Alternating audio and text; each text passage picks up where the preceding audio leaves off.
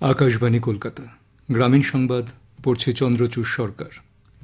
3 দিনের উত্তরবঙ্গ সফরে সোমবার শিলিগুড়িতে পৌঁছলেন পশ্চিমবঙ্গের মুখ্যমন্ত্রী মমতা ব্যানার্জি। সফরের প্রথম দিনেই তিনি অংশ নেন শিলিগুড়ির দীনবন্ধু মঞ্চে আয়োজিত উত্তরবঙ্গ বাণিজ্য সম্মেলনে। এই সম্মেলনে রাজ্যের শিল্প ও বাণিজ্য ক্ষেত্রে উত্তরবঙ্গের সম্ভাবনা নিয়ে আলোচনা করেন মুখ্যমন্ত্রী। স্থানীয় ব্যবসায়ী, শিল্পপতি এবং প্রশাসনিক কর্তা ব্যক্তিদের সঙ্গে বৈঠকে অংশ নেন তিনি।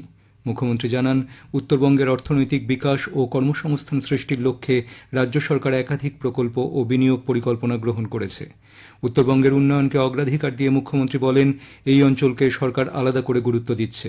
পরিকাঠামো, পর্যটন ও কৃষিভিত্তিক শিল্পে বিশেষ জোর দেওয়া হবে। এদিকে মুখ্যমন্ত্রী যখন দীনবন্ধু মঞ্চে বক্তব্য রাখছিলেন, তখন মঞ্চের কাছাকাছি রাস্তার পাশে প্ল্যাকার্ড হাতে নিজেদের দাবিতে অবস্থান নেন শিলিগুড়ি আদালতের আইনজীবীদের একাংশ। তাঁদের দাবি, অবিলম্বে একটি পূর্ণাঙ্গ কোর্ট বিল্ডিং নির্মাণ করতে হবে। উত্তরকন্যায় রাত্রিবাসের পর আগামীকাল জলপাইগুড়ির ফুলবাড়ির ভিডিওকন গ্রাউন্ডে আয়োজিত এক সরকারি অনুষ্ঠানের মঞ্চ থেকে মুখ্যমন্ত্রী মমতা ব্যানার্জি রাজ্য সরকারের বিভিন্ন সামাজিক সুরক্ষা প্রকল্পের সুবিধা প্রাপকদের হাতে তুলে দেবেন। এছাড়াও বিভিন্ন জেলায় একাধিক উন্নয়নমূলক প্রকল্পের উদ্বোধন ও শিলান্যাস করবেন তিনি। বুধবার উত্তরকন্যায় সব জেলা প্রশাসনের শীর্ষ আধিকারিকদের নিয়ে মুখ্যমন্ত্রী প্রশাসনিক পর্যালোচনা বৈঠকে অংশ নেবেন। বৃহস্পতিবার তাঁর কলকাতায় ফেরার কথা।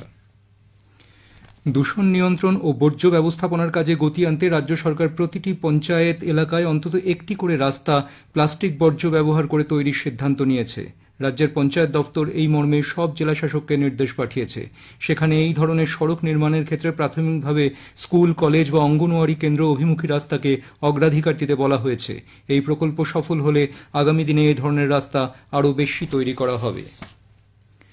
রানীগঞ্জ কয়লাখনি অঞ্চলে আগুন ও ভূমিধসে ক্ষতিগ্রস্তদের জন্য আবাসন দপ্তরের পুনর্বাসন প্রকল্প জোর কদমে এগোচ্ছে।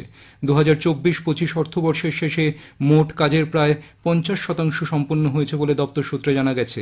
ওই প্রকল্পের আওতায় মোট 10,304টি ফ্ল্যাট নির্মাণের লক্ষ্যমাত্রা নেওয়া হয়েছিল।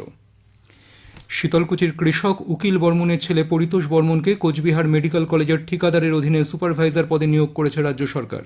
গত 16 এপ্রিল উকিল বর্মনকে নিজের কৃষি জমি থেকে তুলে নিয়ে যায় বাংলাদেশের দুষ্কৃতীরা। 29 দিন বাংলাদেশের জেলে থাকার পর বিএসএফ এর উদ্যোগে অবশেষে মুক্তি পেয়েছেন তিনি। এভারেস্টের শীর্ষে পা রেখেছেন আরেক বাঙালি, রাজ্য পুলিশের কনস্টেবল লক্ষ্মীকান্ত মণ্ডল। একই সঙ্গে এভারেস্টে উঠেছেন আরেক ভারতীয় গীতা সামোতা এবং নেপালের দৃষ্টি প্রতিবন্ধী পর্বতারোহী ছঞ্জিং অ্যাংমাও। লক্ষ্মীকান্ত বর্তমানে কলকাতা পুলিশ কমিশনার মনোজ ভার্মার দেহরক্ষী হিসেবে নিযুক্ত রয়েছেন। এপ্রিলের দ্বিতীয় সপ্তাহে তিনি এভারেস্ট অভিযানে রওনা দেন। গ্রামীণ সংবাদ শেষ হল। পরবর্তী সংবাদ 7টা বেজে 35 মিনিটে।